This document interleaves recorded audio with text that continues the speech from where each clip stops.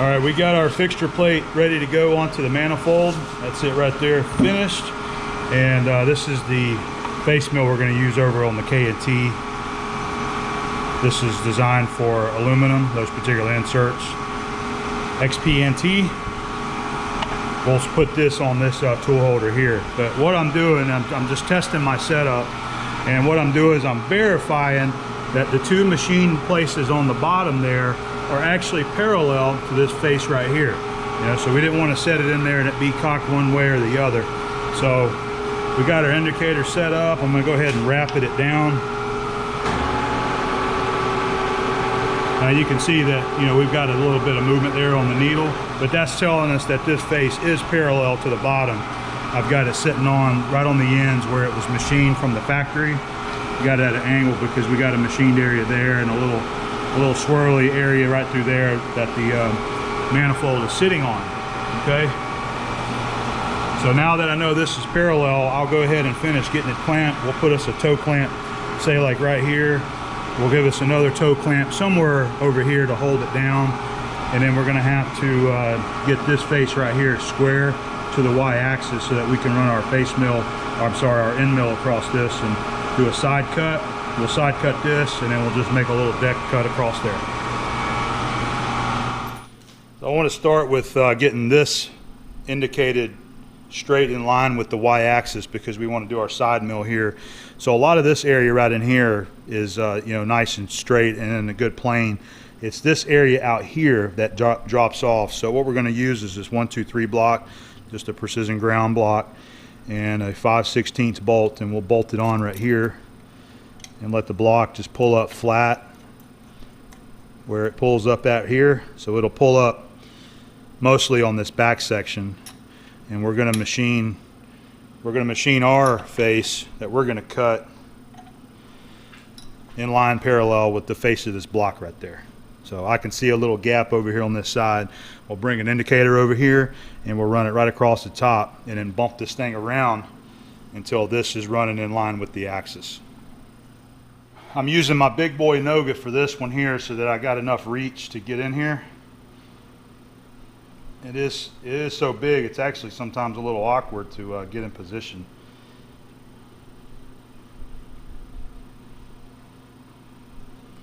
That's going to work right there.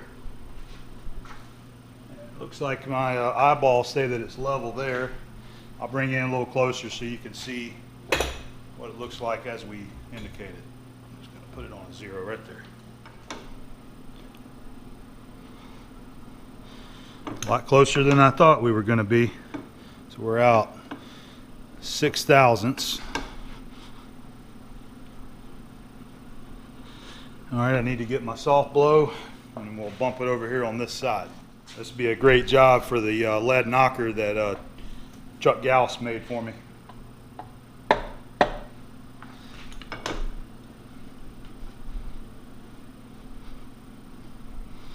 We got about half of it right there.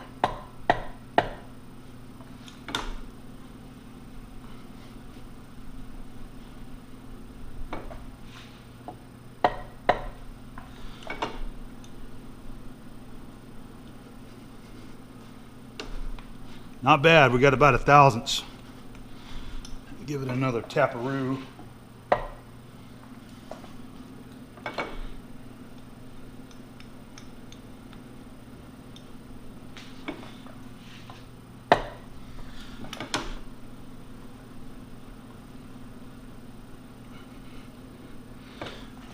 All right, so that's about 1/2 thousandths.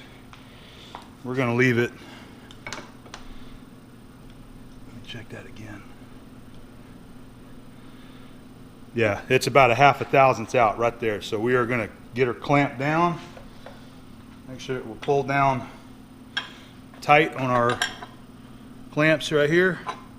And then we'll get an end mill set up and start side milling this. I think I'll have just enough room to use this 1¼ end mill. This is a brand new end mill from Niagara Cutter, never been used before. I think I got just enough room to get in here and make the cut, clear the clamp, and hopefully we're going to clear our tool holder there as well. I'll do a dry fit in here once I get it mounted and make sure that we're going to clear everywhere before we start our cut. If it doesn't, we can go to a longer end mill. I've got some longer ones as well. All right, good news. Looks like we're going to clear. I'm off the part. We're not hitting our clamp and we're not hitting there, so we should be good to touch off and make our cut. The one thing that I overlooked was being able to run the Y-axis all the way back. So I don't have it where it's sitting right there. I can't get the cutter to clear the part, so I've got to redo this, loosen it up, and shift everything that way enough so that I can get in there with the cutter. So I got to redo everything that you just saw me do, and then I'll bring you back whenever we're ready to start cutting it. We're finally ready to make our cut here. So I just have a hard time seeing on this side since I'm all the way down here. We're going to use this paper right here. I'm going to pull it out of my fingers once it gets up there next to the workpiece.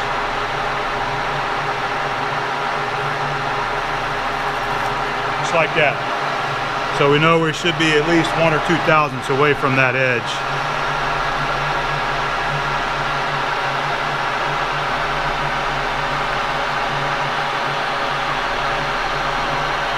I'm going to start with a 10 thousandths step over there.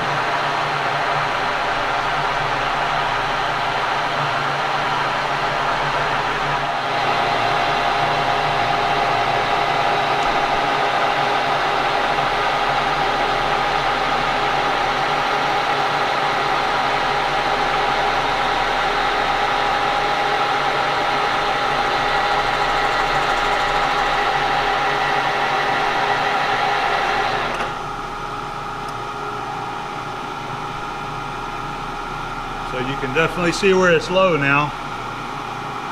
Even at 10 thousandths, it didn't clean it all the way up to the hole right there. That's interesting.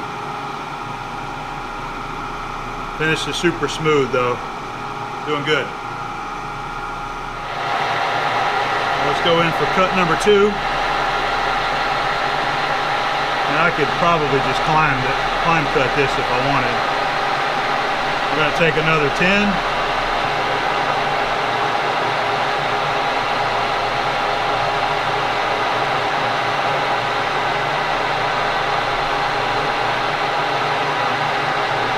A little bit of tap magic.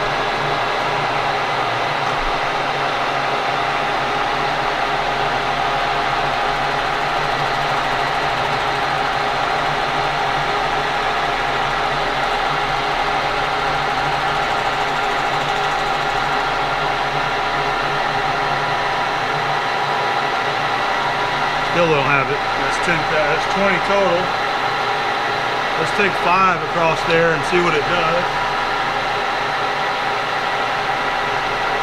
A climb cut. I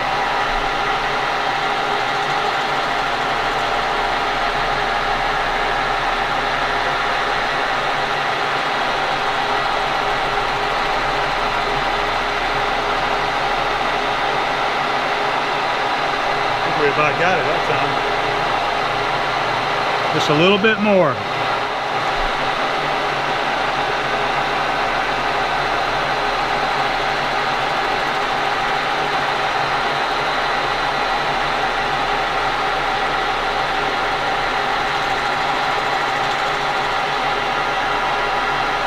Still didn't get it.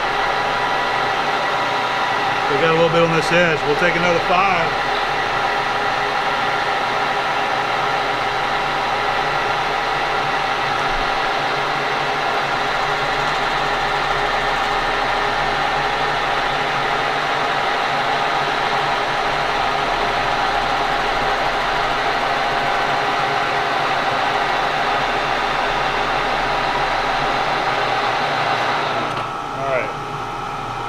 Get it? It still didn't get it. Boy, that thing was bent over there. I don't think we're going to have to get to the edge, but I am going to take another 5 thousandths because right now we're at 35. We'll go to 40, but since that hole is cleaned up all the way around, I think we've accomplished our goal. But let's see if we can get a little bit more of that side there.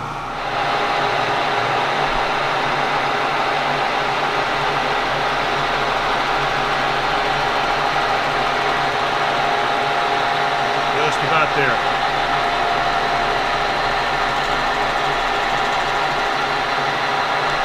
Just reverse it, let it climb, do a spring pass.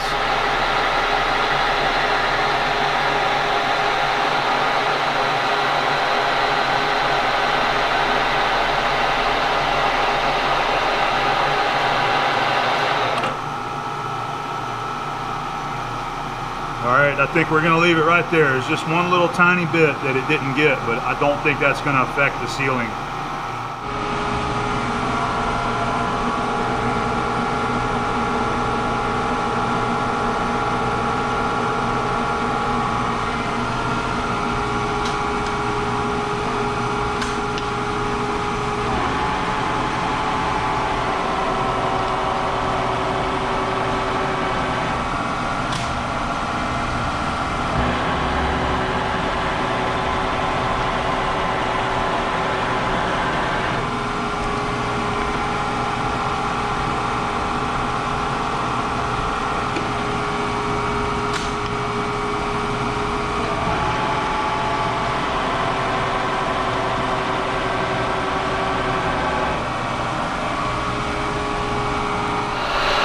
Get our touch off now.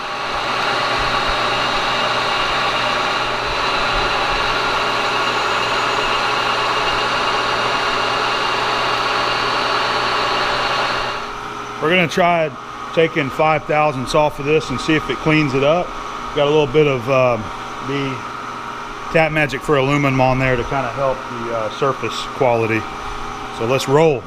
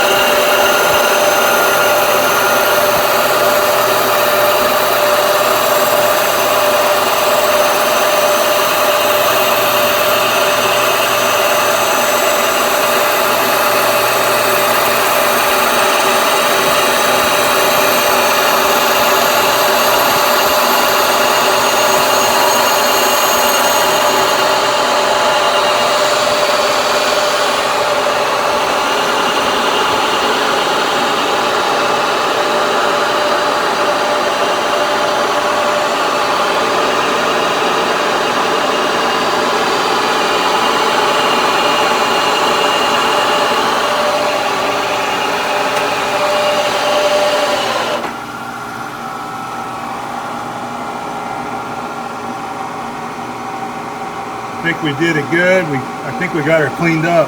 It's at least cut all the way across there, nice and flat now.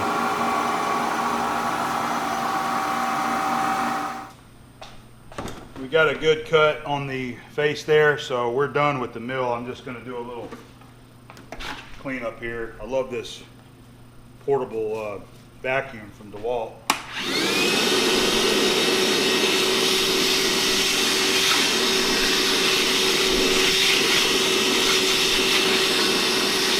They're trying to get most of the chips up, so I got less mess to deal with.